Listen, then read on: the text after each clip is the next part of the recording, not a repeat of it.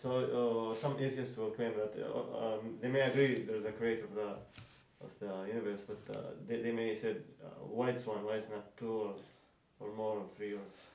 So that's a good question, because sometimes people ask that question, right? Sometimes they just ask that question just to divert the conversation. But either way, it's a good question. But this verse from the Qur'an, which is in, I believe, chapter 21, verse 22, if I'm not mistaken, this has the answer. One of the most powerful ways of answering this question. We'll play it first.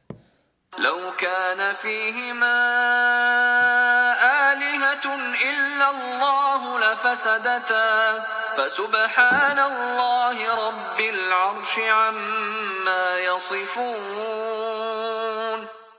Allah says that if there was more than one ilah, gods, deities within the heavens and the earth, then they would have been ruined completely, right? The heavens and the earth would have been completely ruined, okay? Now, on a very simple level, simple understanding, it makes sense, right? Because we know from nature, when there is one creator, one all-powerful being, if there was more than one, they will argue and it would just be all chaos, right? But someone may argue now, if you present this, it makes sense on a very basic level as well. But if you would present this to someone, they may argue with you, well, I could give you many examples where, there is, for example, I'll ask you guys this. There is, for example, car designers, right? They will say that there's car design and there are many individual designers that are working on the project of one car. Now, one person is designing the wheels, one person is designing the chassis, one is designing the engine, and there's many people working together. They're all designers, but they're working together to make a car. And at the end, you have a beautiful product, which is a functioning car, right? Now, they ask, well, why can't this be the case? Why can't loads of gods come together, work together, agree with each other, and there's more than one, and everything is in order, right? It doesn't have to be in chaos.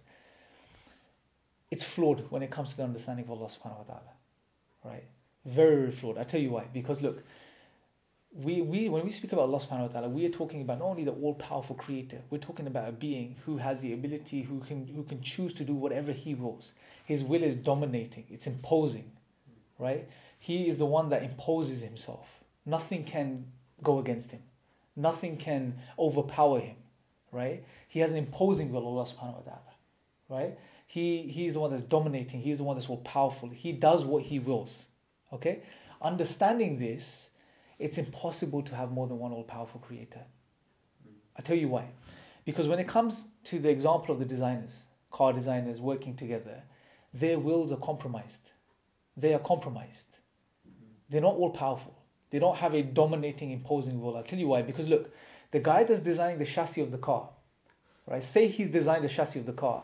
The guy that designs the wheel, he has to design the wheel a certain size for it to fit inside the certain size chassis, right? Oh, right, yeah. So if there's a wheel bay which is 18 inches, he has to design a wheel which would fit into that area. He can't design a wheel which is 20, 22, 23 inches. That means he's compromised. His will is compromised. So what you're saying is then that the designer's will is the designer's ability to design is limited by the limitations set by the previous designer or the previous parts. And in other words, they're limiting each other. Right. None of them are all powerful. None of them have the most dominating will and they're not completely in control, right? But when we talk about Allah subhanahu wa ta'ala, no analogy applies to Allah, right? Firstly. Secondly, when it comes to Allah, Allah is not compromising. Allah does not compromise with other beings. He is the all-powerful, the dominating. His will is imposing, right? Understanding this reality, it's impossible for there to be more than one creator, right? Because if there was, then, as Allah says, the heavens and the earth will be ruined. They will never agree with each other.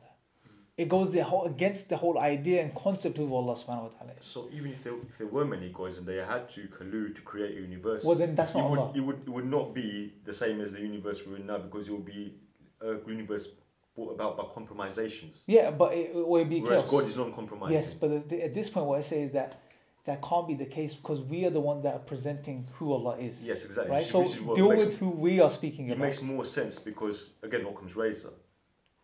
Well, we can apply that, but that's a separate argument in itself. Right? Okay. Here what we need to appreciate is this.